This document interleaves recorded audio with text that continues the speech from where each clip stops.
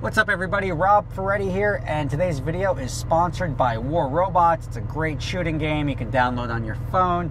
I'm enjoying it. I'll give you my screen name in the description and you can play me. However, if you're better than me, don't click that because right now I'm enjoying Poning Noobs. Anyway, click the link in the description to download the game for free, plus you'll get some free bonus gifts. There's also a variety of robots and maps through the game, and all the robots have different skill levels. There's no paywall and there's no ads, so we're not looking for your money. We're just looking to entertain you and give you a good time. So check the link in the description if you want to download it, and thank them for sponsoring today's video. Let's talk about today's video right now. So Lamborghini just crossed a milestone in that they sold their 8,000th Huracan. And you can pronounce it however you want. I'll call it a Lamborghini Huracan for the purpose of this conversation because I'm not classy enough to pronounce it properly. The car is going to the UK, so some London buyer got the 8,000th car. Not that that's a very significant number in the purchase of the vehicle, but it is almost, it's been 3 years since the Huracan was released, and they only sold 15,000 Gallardos and Gallardo variants in 10 years. So if you think about that, the growth in the brand is significant. I mean, it's been... and this is not including the amount of Aventadors being sold, but that is significant growth, and you sort of want to applaud it. That means there's a lot of people out there buying cars, but then you want to look at the upsides and downsides of that. So the upsides for Lamborghini is it's terrific. You're selling a bunch of cars. There's obviously demand there to get these things moving and in the hands of customers, because if they weren't moving and weren't going into the hands of customers, it would be like the NSX, where they're building them, nobody really wants them, they pile up at dealers and they go unsold, and they don't keep producing them as fast as they can. Lamborghini is able to produce these cars, sell them, and get them in the hands of customers, and that's terrific. That shows brand growth, that shows brand strength. There's a lot of people across the world that want to own a Lamborghini, and they're putting a great car in their hands. I did the event down in Palm Beach. You can check out the video on my channel of that. It was called the Lamborghini Esperanza, and I did it with Jeb. It was a great time. We had these cars on the track, and there is nothing I can say bad about the car that it's not a great car. It is a better car than the Gallardo. It looks good, it drives well, it's got tons of power, and it's reliable. So you can't ask for anything more out of a Lamborghini or any car, or any sports car, especially exotic sports car for that matter. So they hit the nail on the head, and that's why it's so easy to sell. Now they've got the Performante coming out, and then ultimately the Performante Spider.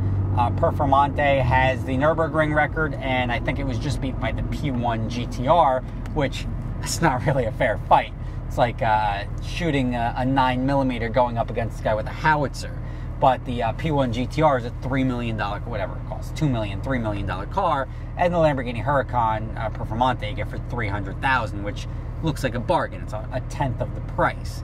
So they've got a car that's fairly easy to sell. They're selling a bunch of them. Is there a downside? And you could argue that yes, there is. The downside would be that you're making all of these cars a little bit more attainable because there's enough of them out there. I mean, there's a lot of buyers out there, but there's also a lot of people that are then selling them, moving out of their Gallardo or whatever other car they may have to get into this better version of the V10. And that's going to put more used Gallardos on the market, and there's also going to be ultimately a lot of used Huracans on the market, because 8,000 cars, no doubt there's going to be a lot of used cars hitting the market, and that's going to sort of bring down the value across the board on the V10 Lamborghini. So if you're buying a car to enjoy it, you love it, you don't worry about it, that's fine. If you're buying a car and you're concerned about the value of that car in 6 months, 12 months, 18 months, whatever that is, the Huracan, you have to be a little bit smarter at the price point you buy in at, and that's only if you're looking and concerned ultimately about resale, but a lot of people should be. It's good that it brings these slightly used Huracans, and even the ones that are ordered and don't have people back out of the order or whatever the case may be, they don't take delivery on it, they take it, they change their mind. These cars are going to be the steal of the century. And I see the market on them. I went and looked up the wholesale report. You can get some 2015 Huracans in the, I would say, 180s and 190s. I'm just going off the wholesale numbers. So they're not really unobtainable, and that is a pretty steep depreciation curve, assuming that most of the original window stickers were at least 240 to 270. That's a pretty significant dip with a 5,000, 7,000, 10,000 mile car. Somebody took a pretty decent hit on that.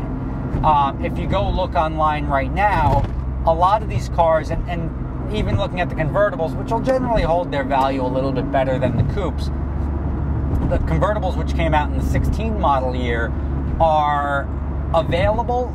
You can get new ones from the dealership. There's no wait, and you can get them at a discount off of what I would say the original MSRP would be, because a lot of the times if they're selling it at MSRP or above MSRP, the auctions will always have the window sticker in it, so you have a relative number. But you can get a brand new Huracan Spider for less than the car plus options would normally cost, and that's a good thing for the buyer. So you can go out, you can order it exactly the way you want it, or you could take a pre-spec'd out one which is out there on the market at a discount, and that's where I would say it would go. From my experience, I have seen 30,000 or more, depending on the options list. I have seen discounts of at least $30,000 out there.